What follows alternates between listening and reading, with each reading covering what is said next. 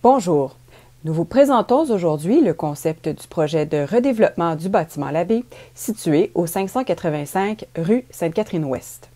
Cette présentation a pour objectif d'expliquer le projet qui nécessite une procédure en vertu de l'article 89 de la Charte de la Ville de Montréal, incluant une modification du plan d'urbanisme pour les hauteurs et densités.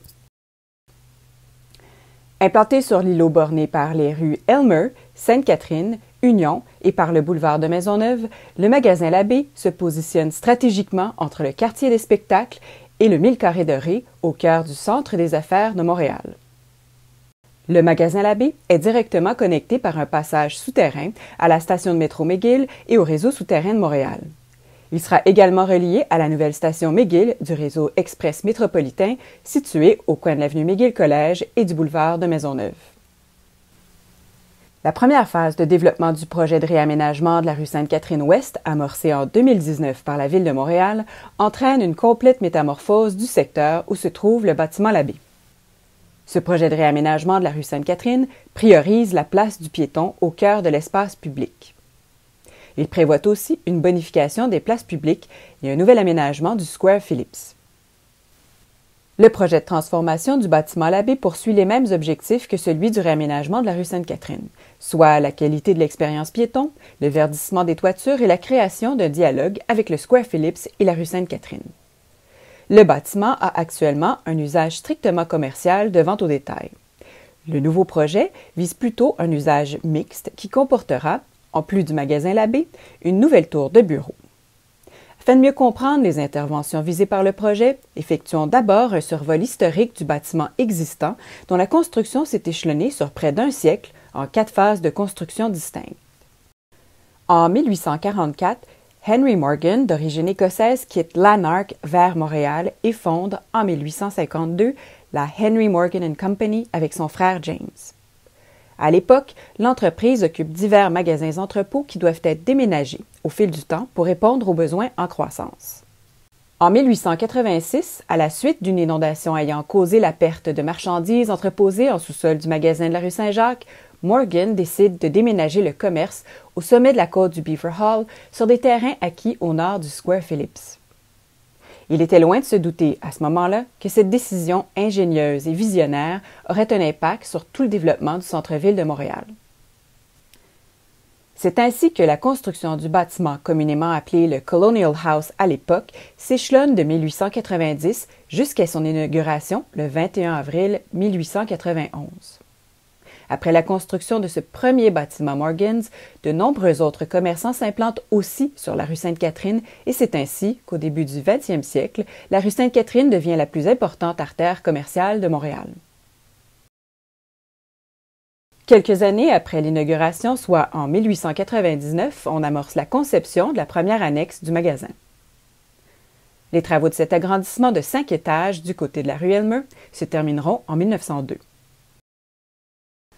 Vers 1920, la croissance continue de l'entreprise nécessite un nouvel agrandissement.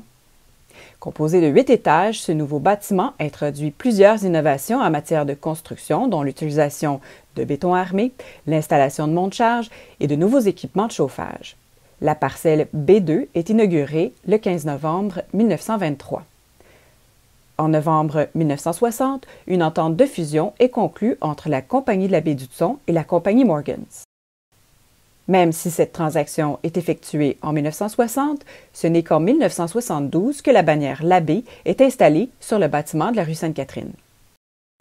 En 1958, un autre agrandissement est envisagé et sa construction s'échelonnera jusqu'en 1964. Ce dernier agrandissement comporte également 8 étages et un revêtement en béton préfabriqué sur ses 3 façades. En 1966, il est connecté au métro de Montréal en sous-sol.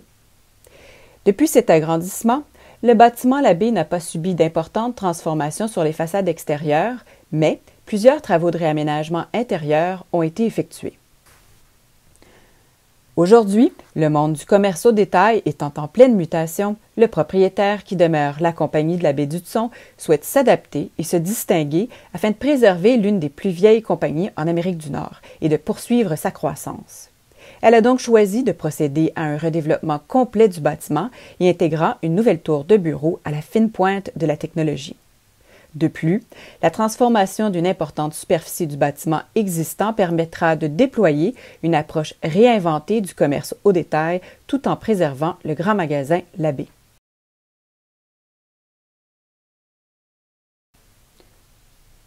En plus de s'inscrire en harmonie avec la revitalisation de la rue Sainte-Catherine, le projet contribuera au dynamisme du centre-ville et également à l'affirmation du boulevard de Maisonneuve en tant qu'artère importante du quartier des affaires. En effet, l'ajout d'une adresse de prestige dans ce segment du boulevard de Maisonneuve permettra de bonifier l'attractivité du centre-ville, comme l'ont fait plusieurs autres projets en cours ou réalisés le long de ce boulevard. C'est le cas de projets comme la Maison Manuvie, la rénovation de l'entrée de la tour KPMG, le projet Art de vivre de Canevard et l'îlot Balmoral. Étant une pionnière du développement de la rue Sainte-Catherine et par le fait même du centre-ville, la Compagnie de la baie du Tson mise sur ce projet déterminant pour contribuer à vivifier le centre-ville qui a, plus que jamais, besoin de cet effort concerté de toutes les parties prenantes. L'approche conceptuelle du redéveloppement de la propriété s'appuie sur plusieurs principes directeurs et enjeux qui orientent l'aménagement du territoire au centre-ville. Le plan d'urbanisme prévoit, entre autres, dans le secteur du centre des affaires, des orientations très précises pour les corridors de hauteur des rues Sainte-Catherine, de Maisonneuve et René-Lévesque.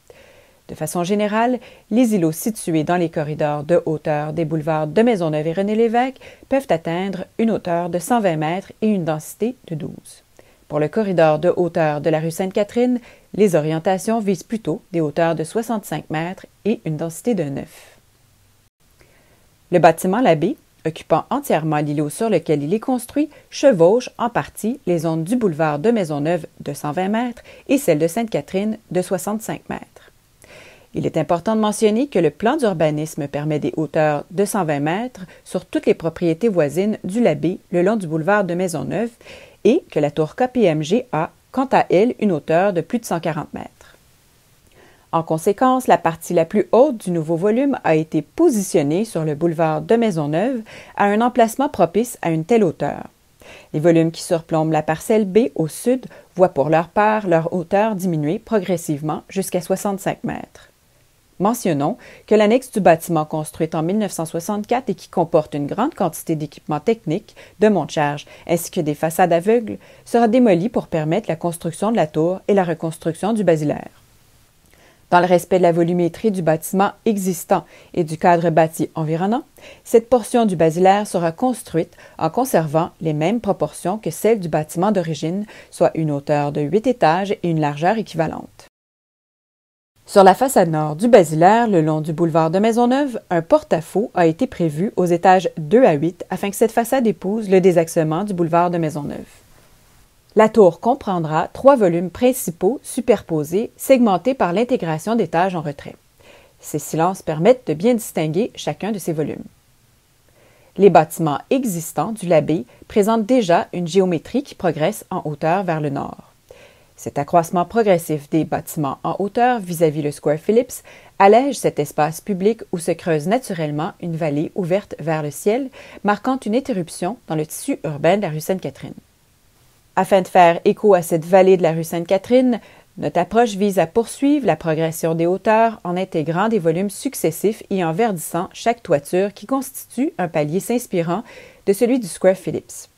La toiture du bâtiment de 1891 sera aménagée et accessible au public. Les toitures des volumes subséquents seront également aménagées et accessibles aux usagers du bâtiment. Le 9e étage, qui présente un retrait plus important en hauteur, contribuera également à donner une impression de légèreté et à mettre en valeur le bâtiment Labbé existant. C'est aussi à partir de cet étage que le retrait en surhauteur des façades nord, est et ouest sera effectué, contribuant à maintenir la prédominance des façades du basilaire. Les retraits successifs de chaque palier auront pour effet d'affiner la silhouette du nouveau bâtiment. Cette série de toits-terrasses végétalisés seront aménagés soigneusement afin d'animer ces espaces, de créer des liens entre chacun, de même qu'avec le Square Phillips. Le propriétaire mise sur une importante stratégie de restauration de l'enveloppe des bâtiments existants. Ces travaux de grande envergure comprendront entre autres la remise en état de la maçonnerie et des parapets. Pour le bâtiment de 1891, la restauration vise la remise à l'état d'origine des façades, telles qu'elles étaient à l'inauguration du bâtiment et conformément à la façon dont leur concepteur, John Pierce Hill, les avait imaginées. Les interventions projetées sur cette parcelle comprennent également de remettre en place les entrées et leurs grands portails sur les rues Union et Sainte-Catherine, ainsi que de retirer la marquise qui n'était pas prévue au concept initial du bâtiment et qui a été considérablement transformée depuis sa construction. Mentionnons que l'entrée de coin à l'intersection des rues Union et Sainte-Catherine sera aussi remise à son état d'origine et que le pilier du coin sera, par le fait même, reconstruit.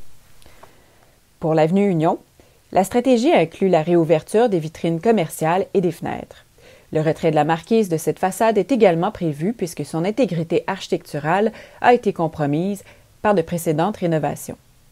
Pour la rue Elmer, la stratégie vise aussi la réouverture et la restauration des fenêtres lorsque possible, en fonction des contraintes techniques. L'objectif de ces interventions demeure en premier lieu de redonner aux façades existantes leur aspect d'origine afin de redécouvrir toute leur splendeur.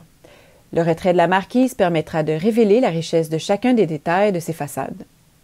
La transparence retrouvée permettra d'exposer à la vue des piétons toute l'activité que recèle le magasin par le biais de ses vitrines et fenêtres qui ont été obstruées au fil du temps pour permettre l'entreposage des marchandises en périphérie du magasin. Cette transparence aura aussi pour effet de réinstaurer la relation avec le Square Phillips et avec la rue Sainte-Catherine.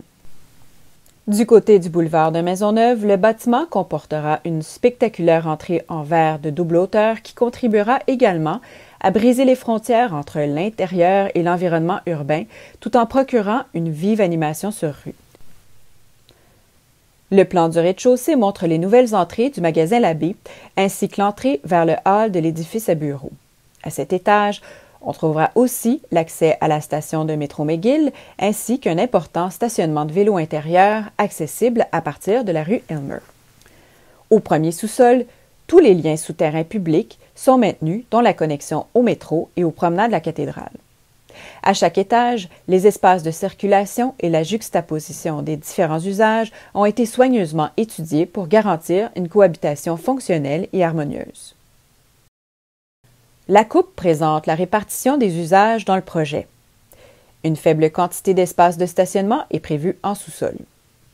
Un réaménagement complet des 4 premiers étages et du sous-sol du bâtiment existant est prévu pour continuer d'y loger le magasin Labbé qui sera rénové. Du côté nord seront répartis les étages de bureaux qui seront aménagés pour offrir aux usagers un environnement de travail durable, intelligent et résilient. Chacun des toits terrasses présente un aménagement unique et complémentaire permettant une diversité d'activités. Inspirée par l'histoire de la Compagnie de la baie d'Hudson et de la route de la Fourrure, la proposition illustre le chemin parcouru entre la ville et le Grand Nord. La végétation se transformera de façon progressive sur chaque toit pour évoquer ces différents paysages. Les terrasses offriront des activités par thématique variant selon chaque niveau. Les espèces végétales ont été sélectionnées en fonction de leur résistance aux conditions des vents et intempéries spécifiques. La terrasse située sur la toiture du bâtiment de 1891 sera accessible au grand public, d'où il pourra profiter de magnifiques vues sur rue et sur le Square Phillips. Les terrasses des niveaux supérieurs présenteront diverses installations telles qu'un parc urbain sportif, de l'espace partagé pour le travail et les loisirs et au sommet, des aires de repos et de contemplation conçus pour favoriser le bien-être. L'approche conceptuelle a été fortement influencée par le choix de maintenir la prédominance du bâtiment emblématique du Labbé et de mettre en valeur les façades existantes compte tenu de leur richesse historique et de leur monumentalité. Cette approche se révèle non seulement par l'expression de la volumétrie, mais aussi par la matérialité. Nous avons donc préconisé un traitement sobre, humble et pérenne. L'agrandissement affirme ainsi son caractère contemporain, ne cherchant pas à imiter l'aspect minéral du grès rouge des façades existantes. Chacune des jonctions entre les façades de l'agrandissement et le bâtiment existant sera soigneusement conçue afin de révéler et de mettre en valeur la qualité des détails ornementaux des façades existantes.